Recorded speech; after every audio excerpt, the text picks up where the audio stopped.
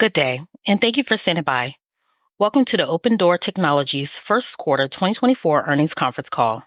At this time, all participants are on a listen-only mode. After the speaker's presentation, there will be a question-and-answer session. To ask a question during the session, you will need to press star 11 on your telephone. You will then hear an automated message advising your hand is raised. To withdraw your question, please press star 11 again. Please be advised that today's conference is being recorded. I would now like to hand the conference over to your speaker today, Kimberly Niehaus, Investor Relations. Please go ahead. Thank you and good afternoon. Details of our results and additional management commentary are available in our earnings release and shareholder letter, which can be found on the Investor Relations section of our website at investor.opendoor.com. Please note that this call will be simultaneously webcast on the Investor Relations section of the company's corporate website. Before we start, I would like to remind you that the following discussion contains forward-looking statements within the meaning of the federal securities laws. All statements other than the statements of historical fact are statements that could be deemed forward-looking, including but not limited to statements regarding Opendoor's financial condition, anticipated financial performance, business strategy and plans, market opportunity and expansion, and management objectives for future operations. These statements are neither promises nor guarantees, and undue reliance should not be placed on them. Such forward-looking statements involve risks and uncertainties that may cause actual results to differ materially from those discussed here. Additional information that could cause actual results to differ from forward-looking statements can be found in the Risk Factors section of Opendoor's most recent annual report on Form 10-K for the year ended December 31st, 2023, as updated by our periodic reports filed after that 10-K. Any forward-looking statements made on this conference call, including responses to your questions, are based on management's reasonable current expectations and assumptions as of today, and Opendoor assumes no obligation to update or revise them whether as a result of new information, future events, or otherwise, except as required by law. The following discussion contains references to certain non-GAAP financial measures. The company believes these non-GAAP financial measures are useful to investors as supplemental operational measurements to evaluate the company's financial performance. For a reconciliation of each of these non-GAAP financial measures to the most directly comparable GAAP metric, please see our website at investor.opendoor.com. I will now turn the call over to Carrie Wheeler, Chief Executive Officer of Opendoor. Good afternoon. Also on the call with me today is Christy Schwartz, Interim Chief Financial Officer, and Dodd Frazier, President of Capital and Open Exchange. Our performance in the first quarter reflects our commitment to the three key operating principles we outlined at the beginning of the year: focus, execution, and results. Our North Star remains rescaling our business and building towards a future of sustained profitable growth as we drive the business towards positive adjusted net income. We are making progress along this path, with first quarter revenue, contribution profit, and adjusted EBITDA results all coming in ahead of our expectations.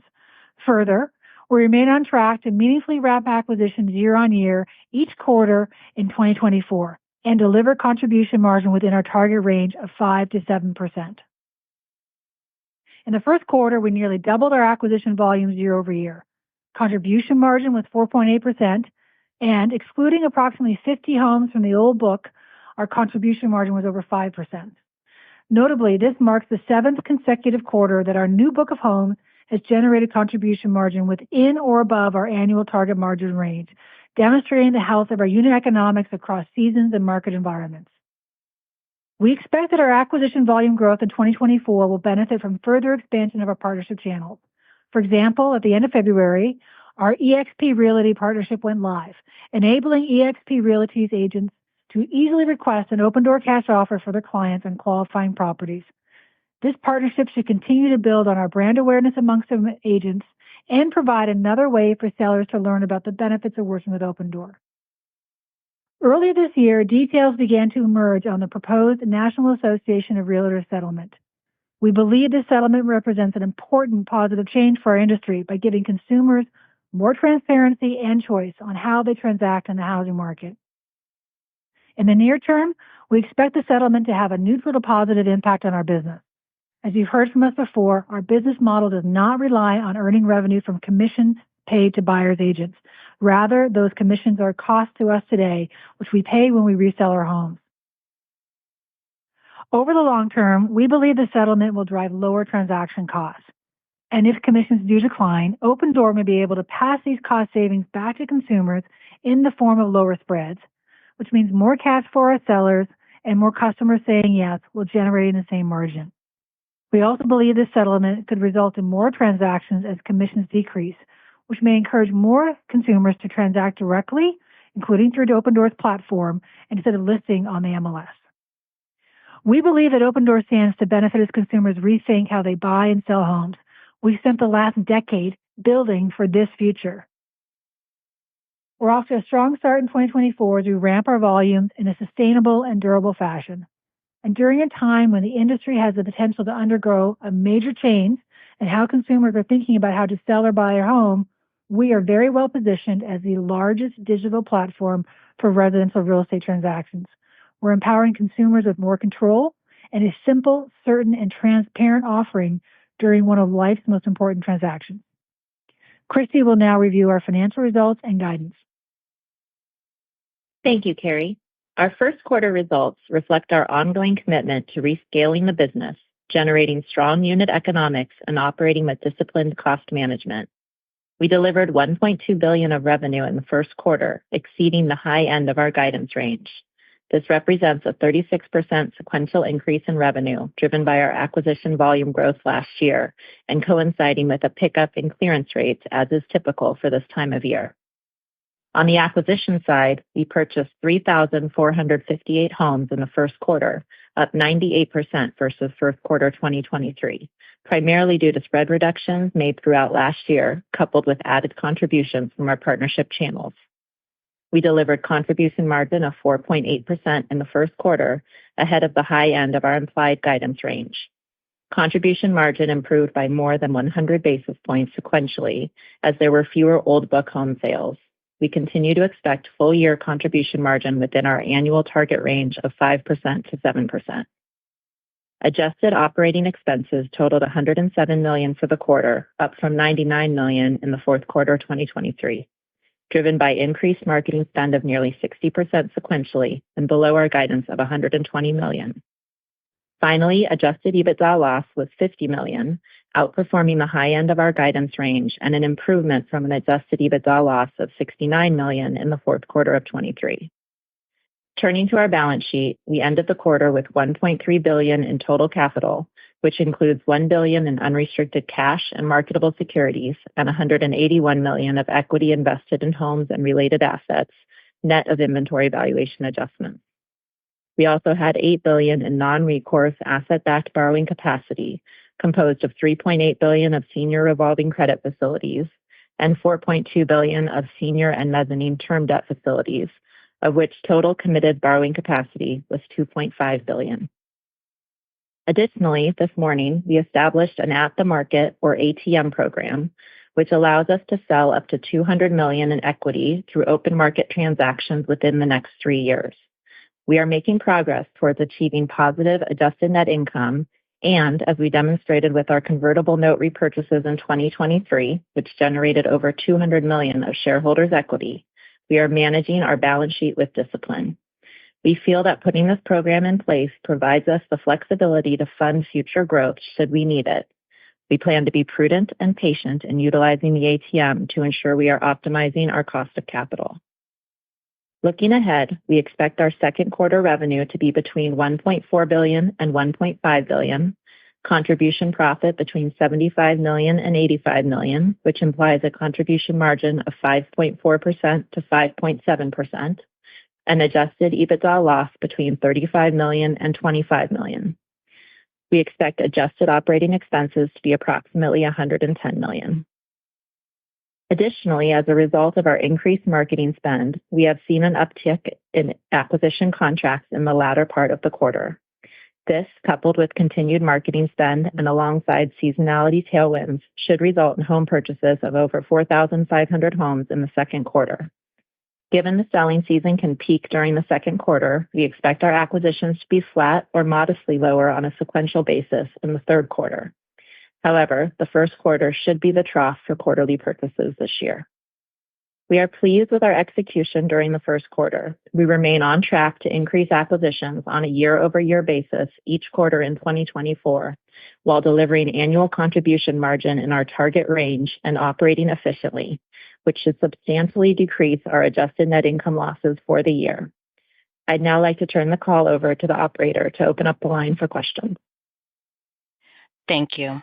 As a reminder, to ask a question, please press star 11 on your telephone and wait for your name to be announced. To withdraw your question, please press star 11 again. We ask that you please limit yourself to one question and one follow-up. Please stand by while we compile the Q&A roster. Our first question comes from the line of Dae Lee with JP Morgan. Your line is now open. Great. Thanks for taking the questions. I have two. So the first one, appreciate the color around home acquisition through the year, but curious how macro conditions kind of change your expectations for clearance rate going forward. And I guess those mortgage rates which picked up again this week for Freddie Mac, could that impact your outlook going forward? Sure, Day. Happy to start. It's Don. I think in the sort of, if you sort of zoom out from macro perspective, reiterating what we said on in the letter, what we are most focused on and have been for the last 18 months plus is continued price stability.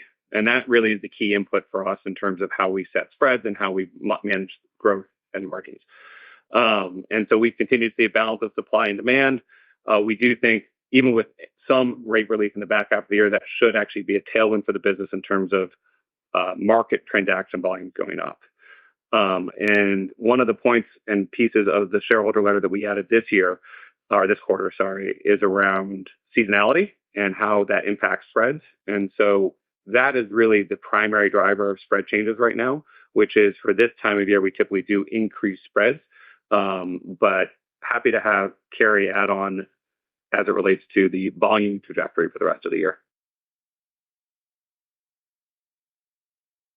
To put acquisitions in context, so as we said in our remarks, almost doubled acquisitions year on year in the first quarter, and then a guide for Q2, which would be up, call it over 70% year on year. We doubled Q1 year on year, up 70% in the guide year on year. So the macro has not been a tailwind for us, certainly, Day. It's been a headwind, but in terms of focusing on what we control, we're really pleased with the fact that, in a quarter where new listings for the market in our buy box was up only 6%, we showed 98% acquisition growth and feel good about where we ended the quarter.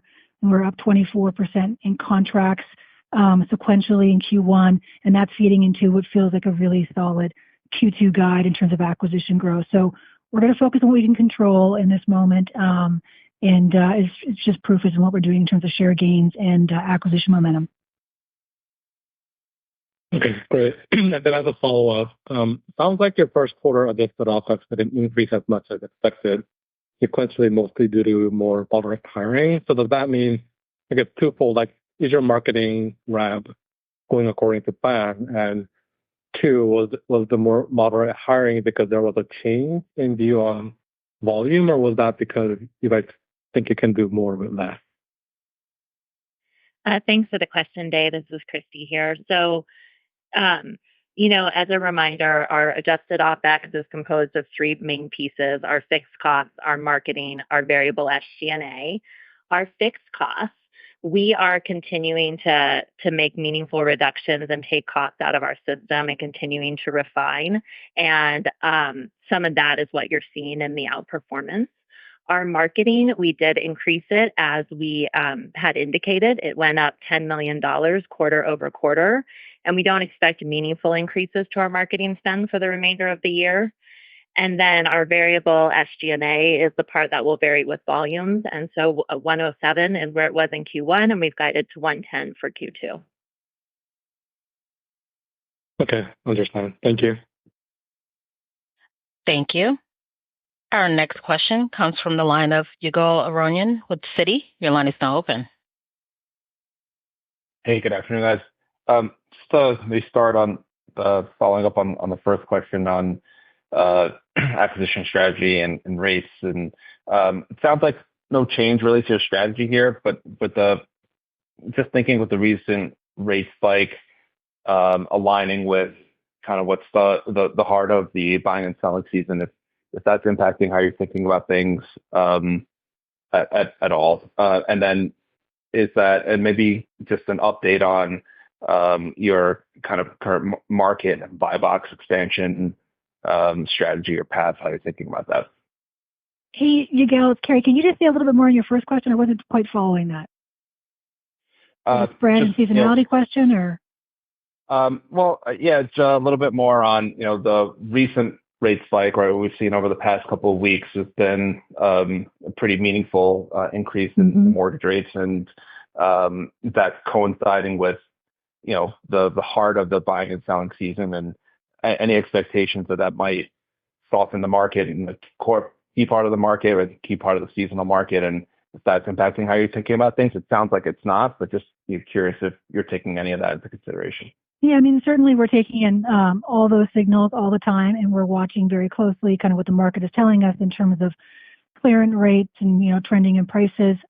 We did talk a little bit in the shareholder letter about this is the time of year where we do start to increase spreads a bit, because we expect that the homes that we're offering on today will be sold, post the spring selling season. So we'd expect those homes to have less of a gain to them and reflect that in slightly higher spreads. So those are adjustments we make, every day, every week with the team. And, we certainly are reflecting what may be coming down the pike given recent rate increases. Dodd, do you want to add on to that? Yeah, I think the only thing to add on is if you look at some of the charts in the back of the shareholder letter, you can see what we're observing from a new listings perspective. And although there's a slight lag there, we really haven't seen a sort of a meaningful change on the back of the recent rate changes in terms of listing volumes, which is really the sort of key driver and input to our acquisition targets. Okay, that's helpful. And maybe just a little bit more color on the ATM equity offering, a little bit more detail on how it works. Why now? Can you do more of it? How should we be thinking about that? Yeah, I mean, I think it just start with level setting on where we are from a balance sheet perspective. So as you can see from our financials, we've got over $1 billion in cash, $1.3 billion in total capital, $8 billion in debt capacity. So I think we feel very good about executing our business plan again with our current capital base. Really, the ATM for us gives us the ability to opportunistically raise equity over the next 3 years. I think it's really important. It's a 3-year program. And because of how they're structured, we do that at a lower fee and at market. So there's no discount to market. So we really do it as a tool and toolkit for us as a business to opportunistically fund future growth.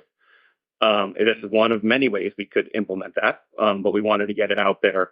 It's interesting. These programs are very common in capital-intensive businesses like the REIT sector or biotech. But there is actually a growing list of technology companies putting these in place, especially post-COVID. I think people sort of realize how useful they can be. Carvana has one, Zillow has one, Tesla has one. And so to Christy's point earlier, we were opportunistic last year in repurchasing the convertible notes, creating over $200 million in equity. We do not plan to utilize the ATM immediately. We'll be patient with this, and we don't plan to use it this quarter. Got it. That's really helpful. Thank you. Thank you. Our next question comes from the line of Nick Jones with Citizens JMP. Your line is now open. Great. Thanks for taking the questions. I guess maybe one on, path to positive adjusted EBITDA, and then I guess eventually net income.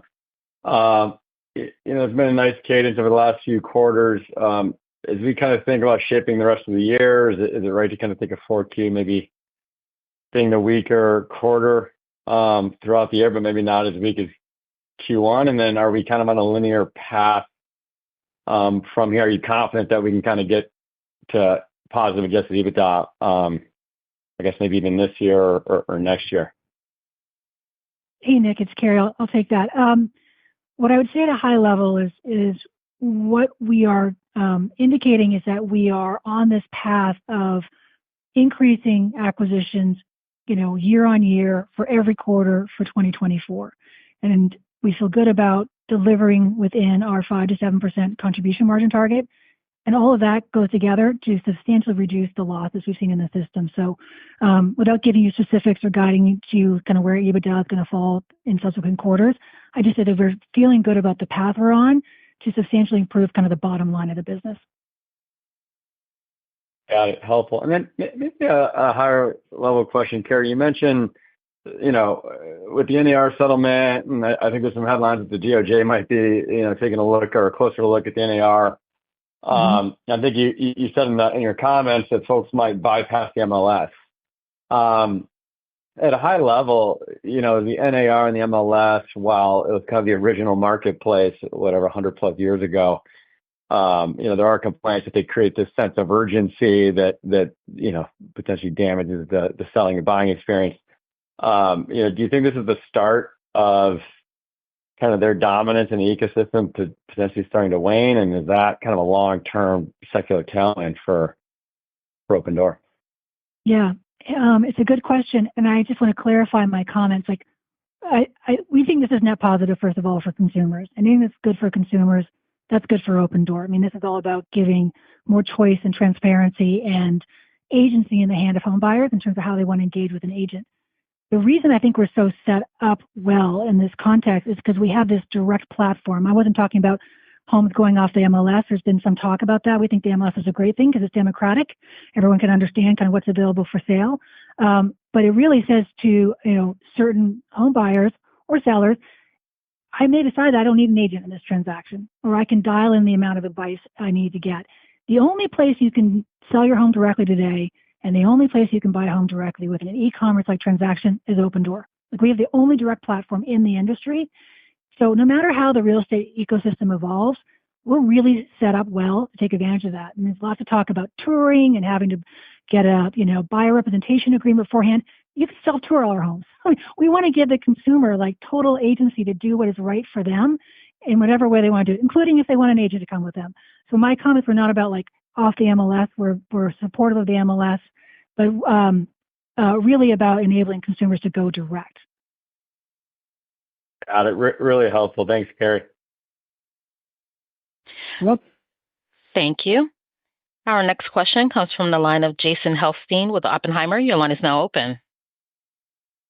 Hey, thanks. This is Chad on for Jason. So homes purchased were down slightly sequentially, but there was a nice increase in the sequential homes under contract. So just anything like what's going on there? Is that just normal seasonality, or is there something that's just giving you more confidence to lean back into buying? And then I have another one.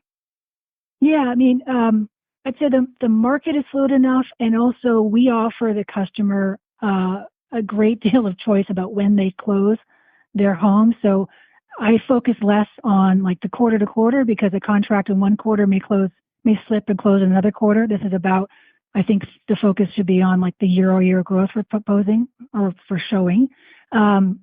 And to your point, Chad, like we had really nice end of the quarter with like really nice number of contracts in the queue of 24% versus Q4. So just that nice momentum going through the quarter, and that really feeds into that contract momentum, really feeds into what is a strong guide for over 4,500 acquisitions in Q2. Okay, thanks. I wouldn't make too. I guess what I'm saying is I wouldn't make too much of the the down slightly versus Q4. Yep, fair enough. And then just on the EXP partnership, just anything else you can share there, and how meaningful could that be? Kind of over the long run. Yeah, happy to give a little more context there. It's still very early. So we just launched in February. We're seeing sort of steady weekly growth since launch, but just since February, it's like low end. So I think the sort of key piece there is it really helps broaden our reach into the agent community. EXP has 70,000 agents in their network, and we're growing. We are actually quite excited about the sort of brand expansion opportunities, the understanding of our product, and as well, the specific application with EXP is we're embedded directly into their workflows.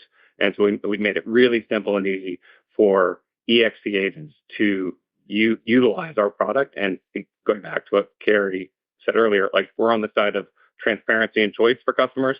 This is another option for them when they're talking to their customers. Got it. Thanks. Thank you. As a reminder, to ask a question at this time, please press star 11 on your touchtone telephone. Our next question comes from the line of Ryan Tomasello with KBW. Your line is now open. Hi, everyone. Thanks for taking the questions.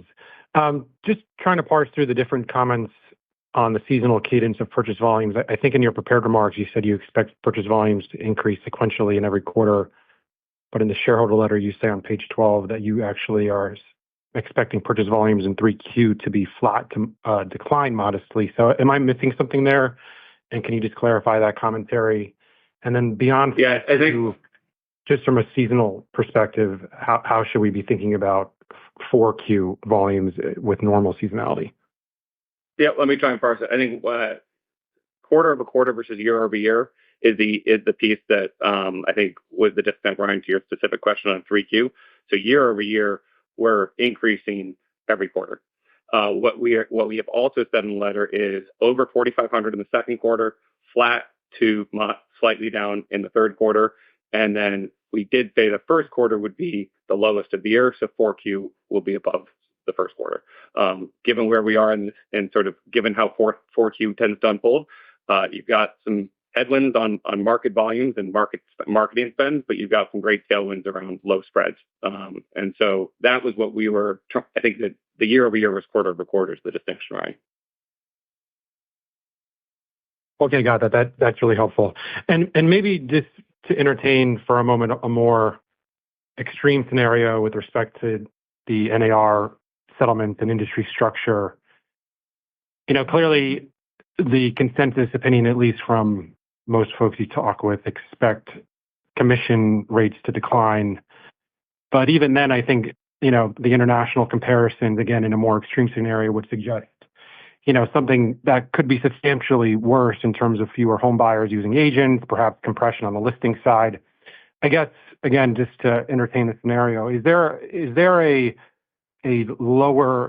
a clearing rate in terms of commission rates and all-in transaction costs where the Opendoor model perhaps needs to pivot in terms of the value proposition that it's providing relative to the benchmark rate that is, prevailing commissions?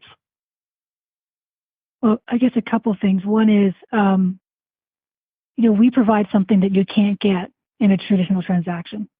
So we provide utmost certainty, no fall-through rate, and utmost simplicity, no listings, no doing repairs on spec, no doing open houses, like all the incredible amount of friction and uncertainty that goes with traditional listing.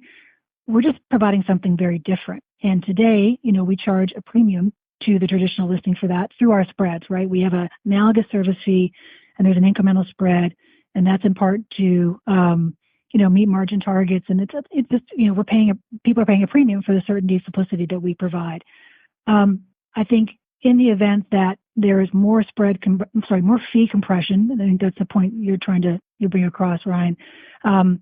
We will adjust with the market, and I don't worry a lot about our ability to continue to have an incredible value prop, because again, I think we're providing something that is just so different, and while there's a premium in it, there's a lot of value in it, which is why we have such a high converting product when we can deliver at a reasonable price.